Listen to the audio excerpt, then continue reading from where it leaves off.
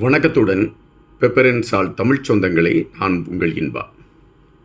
தமிழக அரசியல் களத்தில் இப்பொழுது உன்னிப்பாக பார்க்கக்கூடிய ஒரு கட்சியாக அல்லது தமிழக ஆட்சி பீடத்தை நோக்கி நகர்ந்து கொண்டிருக்கக்கூடிய ஒரு கட்சியாக தமிழக வெற்றிக் கழகம் மாறிக்கொண்டிருக்கிறது.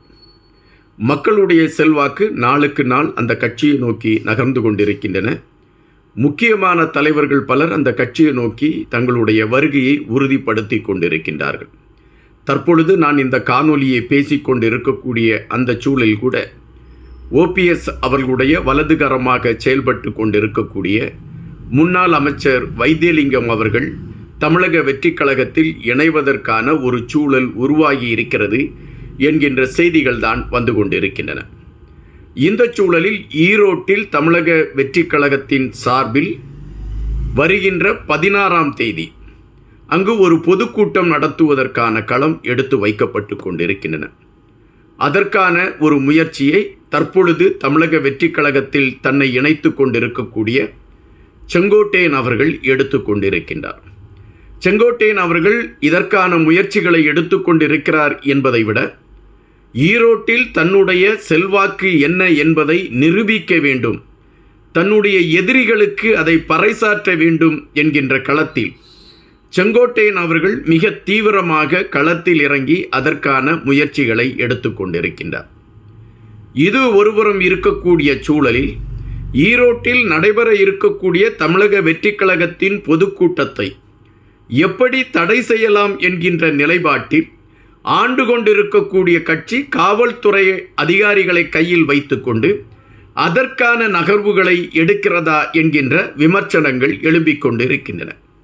அந்த விமர்சனங்கள் எதற்காக எழும்பிக் கொண்டிருக்கின்றது என்றால், காவல்துறையின் சார்பில் ஒரு கட்டளைகள் பிறப்பிக்கப்பட்டிருக்கிறது என்று குறிப்பிடுகிறார்கள். அதாவது 84 விடயங்களை நீங்கள் செய்தால், இதையெல்லாம் நீங்கள் கடைபிடித்தால் உங்களுக்கு அனுமதி தரப்படும் என்று காவல்துறை சார்பாக அந்த உத்தரவு, ஒரு கட்டளை கொடுக்கப்பட்டிருக்கிறது என்கின்ற செய்திகள் வருகின்றன. இதை செங்கோட்டையன் அவர்கள் கூட ஊடகவியலாளர் சந்திப்பில் அதை குறித்த செய்தியை வெளியிட்டிருக்கிறார்.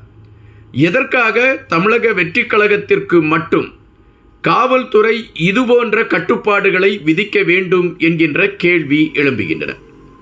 இது ஒருபுறம் இருக்கக்கூடிய சூழலில் புதுச்சேரியில் தமிழக வெற்றிக் கழகத்தின் சார்பில் நடந்த பொதுக்கூட்டத்தில் திரண்ட கூட்டம் பலரை வியக்க வைத்து விட்டது. அதுபோல அங்கு பேசிய தமிழக வெற்றிக் கழகத்தின் தலைவர் விஜய் அவர்கள் ஒன்றிய அரசையும் அங்கிருந்து செயல்பட்டு கொண்டிருக்கக்கூடிய திராவிட முன்னேற்ற கழகத்தை சார்ந்தவர்களையும் மிக கடுமையாக விமர்சனம் செய்திருந்தார். ஆனால் எதிர்க்கட்சிகளை சார்ந்தவர்கள் பாரதிய ஜனதா கட்சியை நேரடியாக விமர்சிக்கவில்லை விஜய் அவர்கள் என்கின்ற ஒரு குற்றச்சாட்டை தூக்கி கொண்டு ஓட ஆரம்பித்தார்கள்.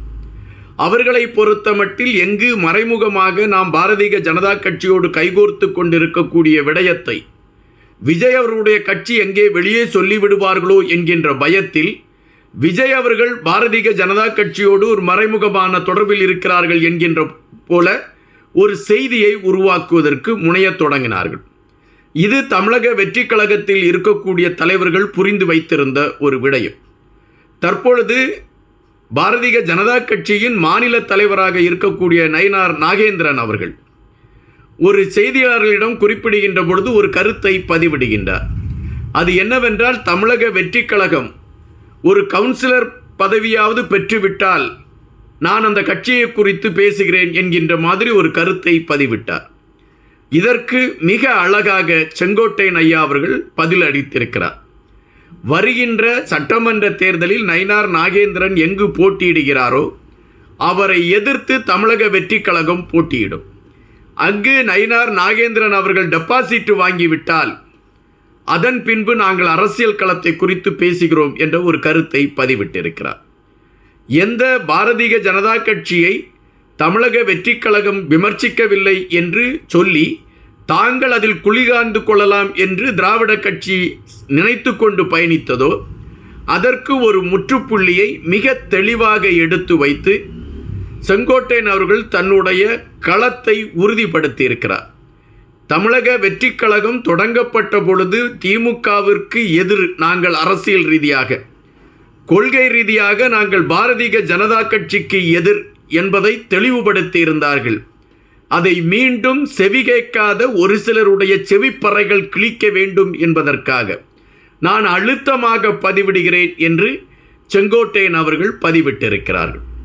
செங்கோட்டையன் அவர்களை தொடர்ந்து பலர் இப்பொழுது தமிழக வெற்றிக் கழகத்திற்கு வருவதற்கான ஒரு சூழல் உருவாகி கொண்டு இருக்கிறது என்கின்ற செய்திகள் வருகின்றன. அனைத்திந்திய அண்ணா திராவிட முன்னேற்றக் கழகத்தில் கோலோச்சி கொண்டிருக்கக்கூடிய ஒரு சிலர் செங்கோட்டையன் அவர்களுடைய வழியை பின்தொடர்ந்து தமிழக வெற்றிக் கழகத்தில் இணைவதற்கான ஒரு களங்கள் எடுக்கப்பட்டு கொண்டிருக்கிறது என்கின்ற செய்திகள் வருகின்றன.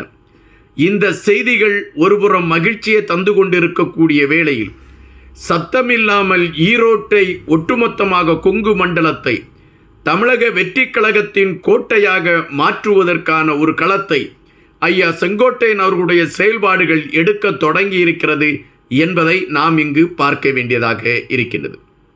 இதுவரை தமிழக வெற்றிக் கழகத்தை எப்படி வேண்டுமென்றாலும் விமர்சித்து விடலாம், அவர்களுக்கு எதிராக எந்த கருத்துகளையும் பதிவிட்டு விடலாம், அவர்களை எப்படி வேண்டுமென்றாலும் நாம் பேசி மக்கள் மனதிலே கொண்டு போய் சேர்த்து விடலாம், தற்குறி என்கலாம், அணில்கள் என்கலாம், அவர்களுக்கு அரசியல் ஞானம் இல்லை என்று சொல்லலாம் என்று பல கற்பனை கதைகளையெல்லாம் தூக்கி கொண்டு ஓடிக்கொண்டு இருந்தவர்களை இப்பொழுது தடுத்து நிறுத்தி அவர்கள் முகத்திலே ஓங்கி குத்த ஆரம்பித்திருக்கின்றார் நாஞ்சில் சம்பத் அவர்கள். திராவிட முன்னேற்றக் கழகத்தில் அவருக்கு என்னென்ன நெருக்கடிகள் கொடுக்கப்பட்டது, அவரை மையப்படுத்தி அவரை எப்படி புறந்தள்ளினார்கள் போன்ற பல ரகசியங்களை உடைத்தெறிந்துவிட்டு தமிழக வெற்றிக் கழகத்தை எப்படி நாங்கள் வழிநடத்த இருக்கிறோம் என்கின்ற கருத்துக்களை எடுத்து வைத்து, நீங்கள் இங்கு துப்பாக்கிகளால் சீறினால் நாங்கள் பீரங்கிகளாக சீறுவோம் என்று அவர் எடுத்து வைத்திருக்கக்கூடிய கருத்துகள், அவரால் உடைக்கப்பட்டு கொண்டிருக்கக்கூடிய ரகசியங்கள் திராவிட முன்னேற்றக் கழகத்தின் முகத்திரையை கிழிக்க தொடங்கி இருக்கிறது என்பதையும் நாம் இங்கு பதிவு செய்யாமல் இருக்க முடியவில்லை. தற்பொழுது ஊடகங்களை எடுத்துக்கொண்டாலும் சரி, அரசியல் தலைவர்களை எடுத்துக்கொண்டாலும் சரி, அனைவருமே பேசக்கூடிய கருப்பொருளாக இன்று தமிழக வெற்றிக் கழகம் மாறி நிற்கிறது என்பதை நாம் இங்கு பார்க்க வேண்டியதாக இருக்கின்றது. பல தூண்கள் இப்பொழுது தமிழக வெற்றிக் கழகத்தை நோக்கி நகரத் தொடங்கி இருக்கிறது. இந்த தூண்கள் கோட்டைக்கு தமிழக வெற்றிக் கழகத்தை கொண்டு செல்லும், விஜய் அவர்களை முதலமைச்சர் பதவியில் அமர வைக்கும் என்று ஆணித்தரமாக தன்னுடைய கருத்தை பதிவிட்டிருக்கக்கூடிய நாஞ்சில் சம்பத் அவர்கள் இன்னும் திமுகவின் முகத்திரையை கிளைப்பதற்கு வேங்கையாக பாய்வார் என்கிறார்கள் அரசியலை அறிந்தவர்கள். காத்திருப்போம். இன்னும் பல செய்திகளோடு உங்களை சந்திக்கின்றேன். நன்றியுடன் இன்பா.